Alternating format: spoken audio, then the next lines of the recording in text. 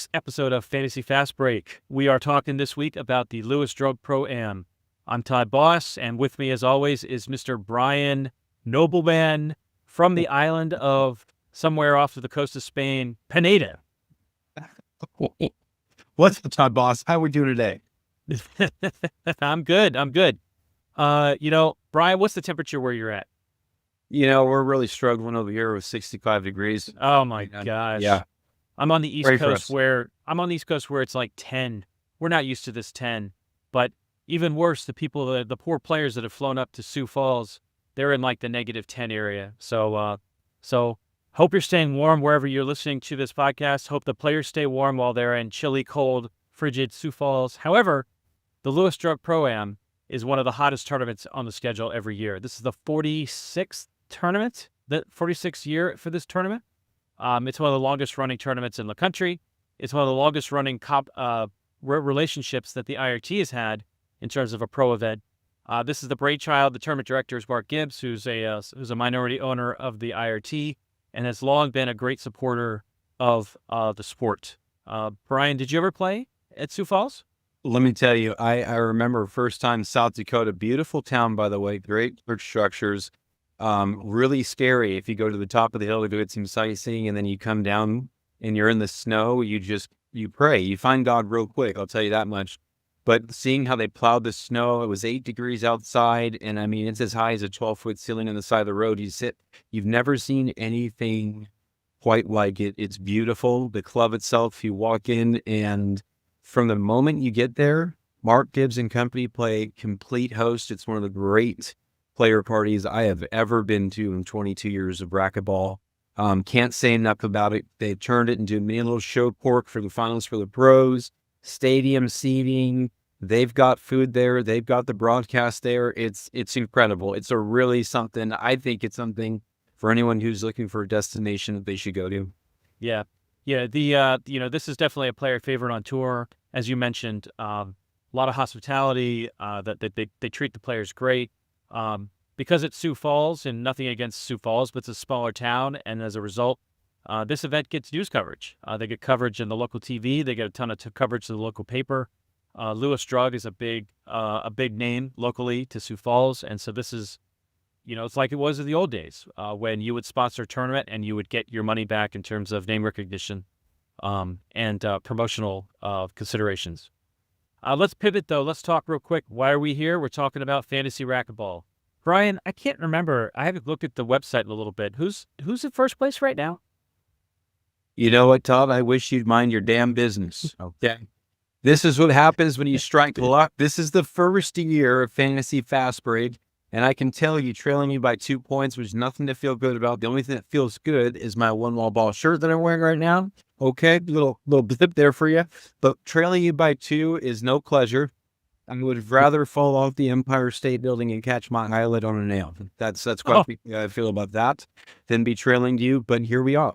Second half of the season, a lot of new things. This is a really premier event, but we've got new rackets, okay? We've got new balls, all the things, okay? So how do you feel about it, Mr. Number One? Fair enough. Now, in all fairness and in complete disclosure, I am only tied with number one. I'm tied with one big Canada, Samuel Murray. So hopefully hopefully I can pull ahead and put a little distance between myself and yourself. By the way, I'm representing World Singles and Doubles. Jim Heiser sent me this shirt. I'm a big fan of it. I got the KW and Gutterman logo on the side, That's frequent right. sponsor.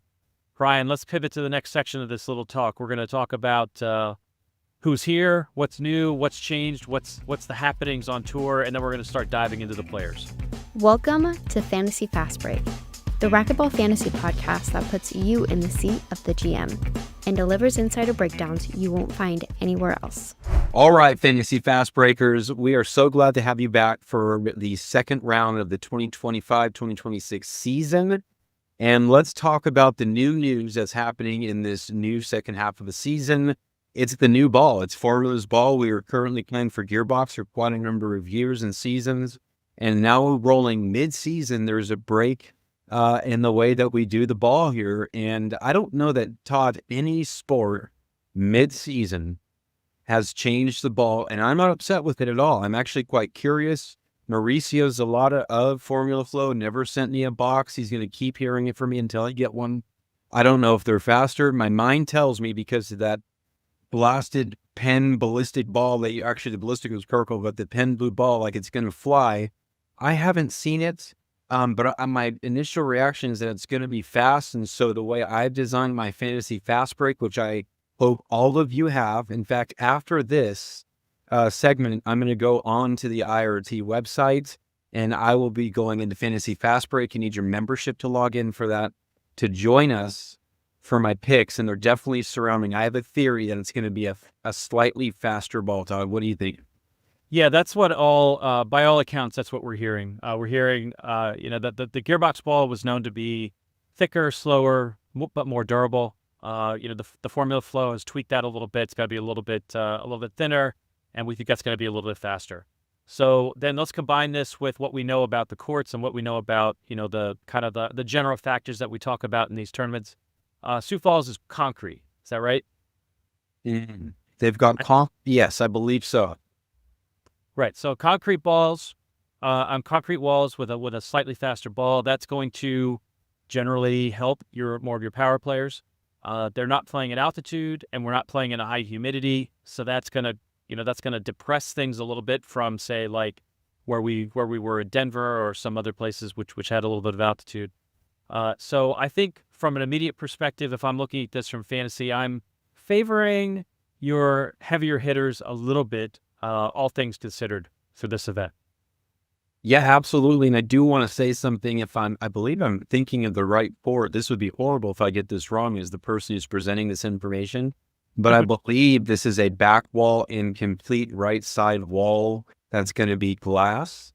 So yes, there's going to be a power side happening on the left side, no doubt. But that glass has a funny way. If you've ever played on the portable glass board, or if you played on any sidewall, I know I did in the fish tank in New York and in Syosset, but this one here, it can play a little shadowy. It plays obviously a little slower. It's going to catch the ball. So, I mean, being pristine when you're going down the right side line will play its benefits. So I'm really kind of also, as I'm favoring Fantasy Fastbreak in my picks, I'm looking at players who at will can put the ball down the line without having to hit the sidewall. So not so much slicing the hit. Sure. I mean, and then it's also worth noting, since it's a right side glass wall, does that bug the lefties who have to hit a backhand off of that? I mean, we only have a few in the draw: Collins, Carter, Adam Mania, and of course Kane. But I'm not going to say that that's going to be a disadvantage for Kane in this particular instance. He's played enough on this court. Right. And also, Todd, as we kind of look at the draw, it's so good to see it full. I think that's what's really cool. There's so much we can talk about as far as the longest running tournament in IRT history, but we're also talking about a compacted draw. We've got players we haven't seen all season, or maybe here and there, but coming back to start the season off. But we also have to start this off with some players, maybe some injury, maybe no shows. Who's not coming? Yeah, so the big name not coming is Andres Acuna, number 2 on tour. He's out due to personal reasons. The only other significant name out of the top 20 not in here is the Argentine Gerson Miranda. We have a lot of international players here, and a lot of people did make the trip up from South America, but Miranda did not. But other than that, we have a pretty full. Everyone else from the top 20s here. Then a big chunk of the guys ranked 20 to 30. So it's a solid draw. There's a lot of talent here, and it's a big draw. We have 3 round of 64 matches, which I can't remember the last time we had 64s. But that also means that it's a full 32 for everybody in the draw. That means a little bit more wear and tear on the arm of your top players, as opposed to other times where they may get, a much easier round of 32 draw, or even a buy into the 16s. Absolutely. And Acuna definitely not being there due to personal reasons. This event, it does change the seeding a little bit. And when you've got a big draw like this, the further back you go with the numbers, so like once you get out of the top 8, it kind of really the top 6, it really starts shifting players around, and it makes difficulty in those quarterfinal matches. But we'll get more into the draw here. I want to just talk about this.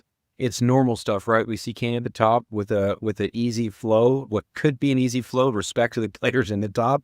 But then you see the meat and potatoes of the hard part of the quarterfinals. You're going to see in that 4-seeded spot. So that section, it's Perea and Montoya. That's the one. Montoya and Perea have had the meat and potatoes of most of the draws this season, and Sure. they've really had to battle to get through. I think it's going to be interesting with Bredenbeck and Marr and that third column, and at the very bottom, it's going to be very interesting as we see some veteran players. Moscoso coming off a huge win the way he was, and he's had some time to heal. You know what's interesting about this draw, Brian, is that it's one of the cleanest 1 to 8 and 1 to 16s that I've seen in a while. And what I mean by that is, okay, so Moscoso took a ton of time off last year due to injury. And so when he came back, he would come in and he'd be like the 8 seed or the 5 seed or the 13 seed. He'd be like this random, he would just kind of present in and then make for like a crazy round of 16 and a crazy quarterfinal. Now, especially with Acuna missing, Moscoso's number 2 and Kane's number 1. So we don't have those two meeting too early. We don't have a crazy upset where suddenly the draw looks kind of wacky. When I was projecting out this draw, I just was like, wow, this could be one of the most chalky draws that we have in a while. All right, well, since this is a fantasy podcast, let's talk about fantasy and fantasy players and possible picks. Just as a reminder, when you fill out your fantasy roster, you're picking a player from 1 to 4, 5 to 8, 9 to 16, and then 17 plus. So let's talk about the wild cards, the crazy, out of the blue players. Brian, a lot of times the pick out of the 17 up is pretty obvious because we kind of know that there's these up and coming juniors that have been making waves, and we know, like looking at the draw, that they play into a possibly weaker, top 16 player, and this pick is usually pretty easy. Not this week. I'm not sure who I'm going to pick out of this group here, but let's talk about some of the names here real quick. Diego Garcia is a favorite of mine, Bolivian-born, now represents Argentina. He's gotten a bunch of significant international wins, but he just doesn't seem to be able to put it together when he comes to the pros. He comes in here, he's the 17th seed, which means he plays number 16, Sam Bredenbeck. Brian, tell me what you think about Sam versus Diego. Yeah, so Diego is, we've talked about it during the intermission broadcast that we did last week. I love how in tune he is for every single point. And then I look at someone like Sam, who to me, he's got the right body frame for racquetball. He's got the right length. He's got great speed, great power. He's got an amazing training partner, his brother. And I'm wondering when all of that's going to be put together. So here you have someone with a lot of heart who's going to be taking on someone with all the gifts of racquetball looking to put it together. And obviously, Sam's had more time to be on the court. He's had more experience. He's around a top 10 player on the regular. You'd like to think that Sam comes through, but the way we've seen Diego play at select events this year and the way he's risen to the occasion, I think back to the Golden State Open, he made the quarterfinals, I believe. So anything can really happen here. I would say the sway goes to Diego Garcia. Sure. All right, let's talk about Cole Sendry. Up in one of the best young Americans. He's come back fresh back from Junior Worlds where he made the quarters, I believe, of U21s. He has a winnable match in his round of 32. He's playing the veteran Bolivian Kadin Carrasco, who is no easy out. And I'm kind of I like that as a good test for both of those players. Yeah, Kadim's coming off a huge win. He's also had a quarterfinal appearance this year. Obviously, he's won a couple of doubles events with Moscoso, especially that last amazing one that Moscoso had, winning the singles and the doubles. I think they're pumped. I don't think that Carrasco is someone you want on your side of the draw this season. I have seen him be a player where you want to catch him in the early round. You definitely don't want to catch him in the mid, and by the time he usually makes an exit out of draws due to fatigue because he has to qualify so far. Sendry is such an exciting player. He's got energy. He just whips the ball. I like his grip and rip. Very Andy Hawthorne-like. I think the total package, though, here, Sendry's not quite there, but I do love that he's getting more and more out in the court. I think this goes to Kadim. Sure. A quick word. Eric Trujillo is here. We haven't seen him in months. He was on the cusp of the top 10 and then took a ton of time off. We don't know why necessarily. Could have been, financial, could have been school. I do know that he's been playing a lot of pickleball and has got his duper up to like the mid fives, which is near pro level pickleball. So, perhaps he's following in De La Rosa's footsteps. He has a good chance of advancing here. However, he plays one of your favorites in the opening round, and that being Diego Castillo. Diego Castillo, he is fantastic. He is one of my favorites. You don't know, dude. He is one unfortunate event from like burning the world down, I swear. And I say that playfully. But I like the craziness that he plays with, because not everyone can take that amount of energy that he has, the excitement that he has, and learn how to tame it the way Diego has. Still a new guy, still a ways to go, but I believe he's got the dog in him to fight for every match. I haven't seen him play a scared match. I've seen him not be able to be consistent, but the one thing I like about up-and-coming players is he does not play scared. He'll be a dog to the end. But I do believe with the success that he's had this year in the season, even though Eric hasn't been around, you've uncovered it, Todd. This is my 17-plus pick here. I'm going out on Trujillo. I like where he's placed in draw, and I love that he has to play someone tough in the beginning, because that will give him his rep. If he can make it through Gastelum, who's a little more seasoned at this point of the season, then he'll make an incredible run. So Eric is who I have going through here. Yeah, I might be picking Trujillo as well. Not to be, all matchy, but let's talk about a few more of these players. Santiago Castillo. Do you know him, Brian? Who? Santiago Castillo. I'm just kidding. No, I have no clue.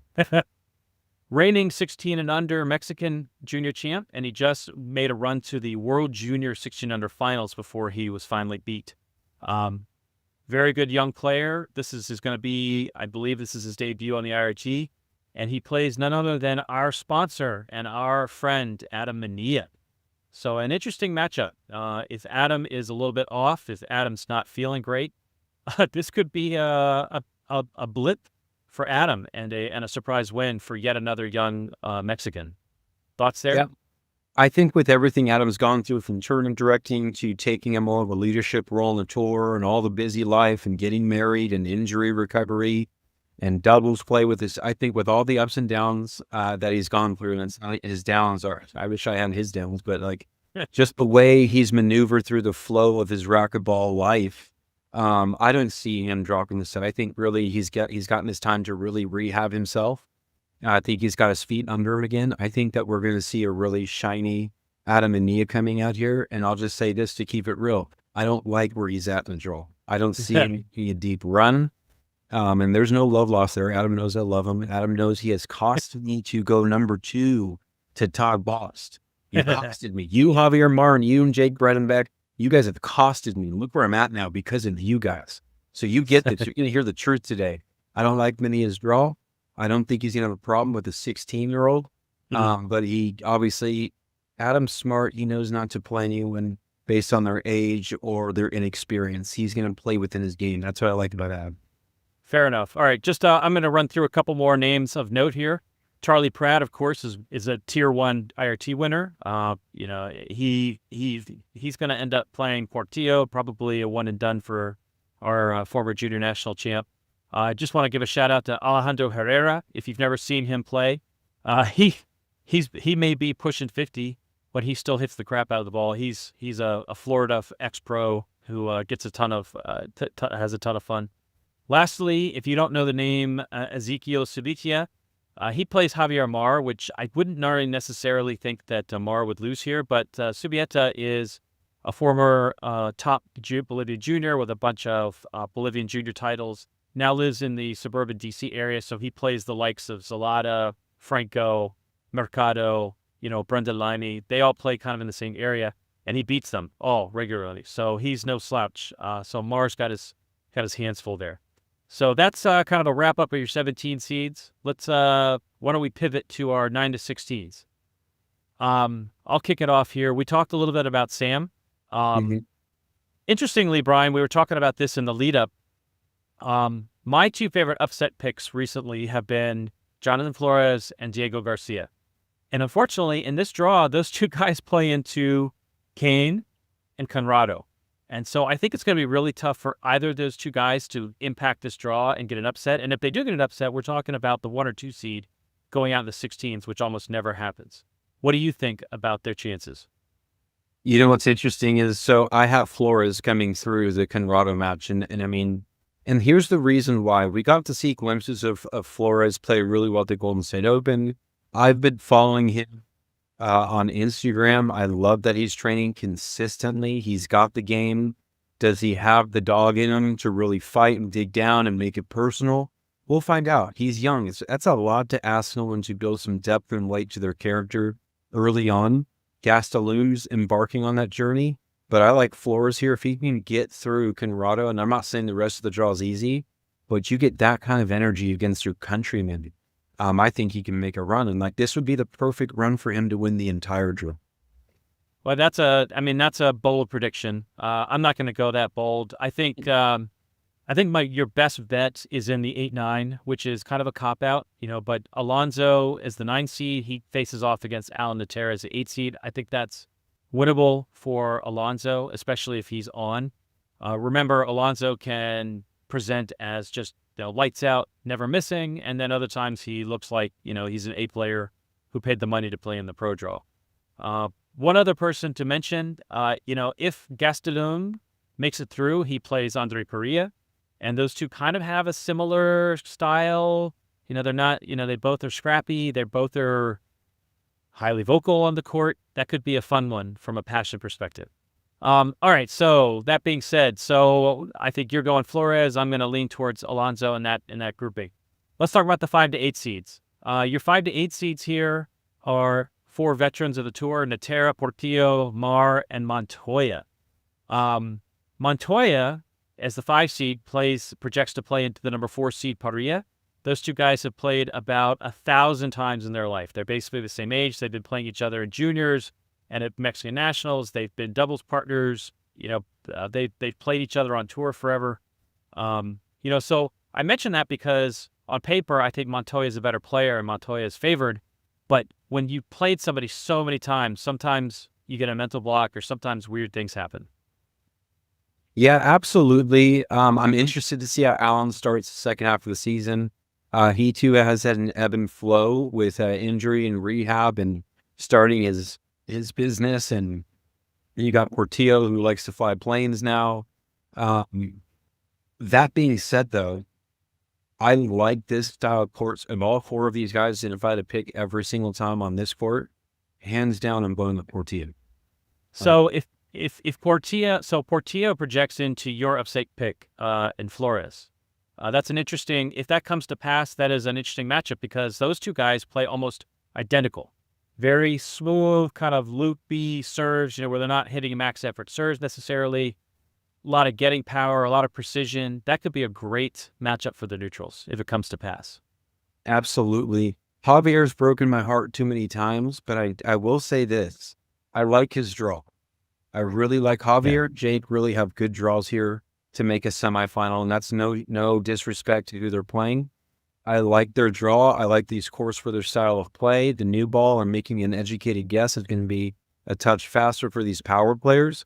And Montoya's in the thick of the draw, using the harder part to come through. Ultimately, I agree with you. I think he's on paper, both players bring their best game. I think he beats Perea 7 times out of 10. Perea's just a tough beast. He's just not the guy you want to see because he's a machine. The guy has his retrievability, his reading skills, very Jason Menino-like, very intentional with every shot. So ultimately, I like Torres is my pick here, Eduardo Portillo. I want to point out one other thing here. If Alonso takes out Natera, then Alonso's playing Kane in the quarters. Alonso has a head-to-head win over Kane in recent memory.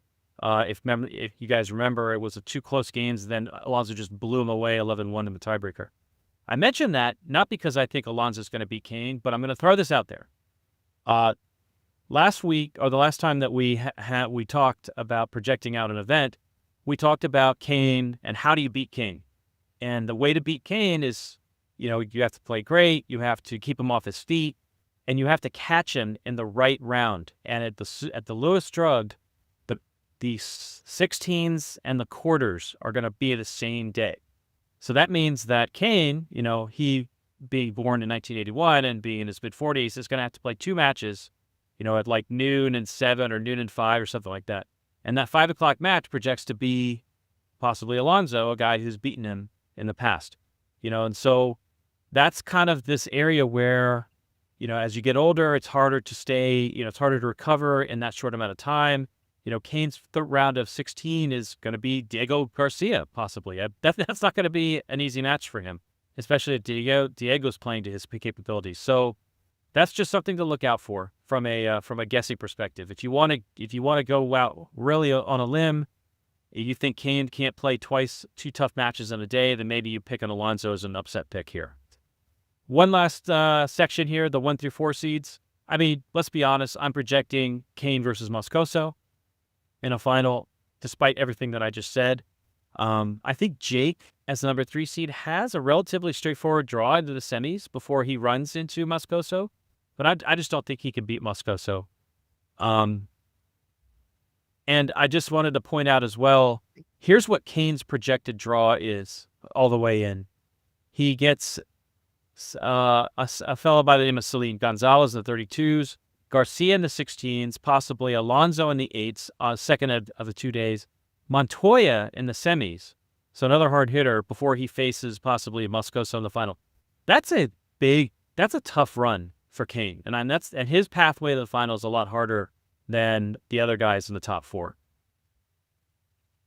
Yeah, Kane, I'm definitely going to be getting down with him. Todd, I think you've had too much coffee. We're going to cut you off because I don't know half of what you said there, but I could tell you this. I caught the last part, and what you said, this is going to be tough for Kane. If you haven't seen him compete before and you're looking at players based on talent, I understand where you're coming from there. I just don't get it because I've watched Kane, and this guy, especially after, you know what I love? I love the trolls online that say, oh, it's the racket. It's the racket or, whatever it is, whatever the trolls say online. We love the trolls. Without the trolls, everything would be good. We wouldn't know what good is. So thank you for being terrible. We love the trolls. But here's the deal. Kane's the number one that doesn't make excuses. Okay? From time to time, there's been injury, and it is what it is.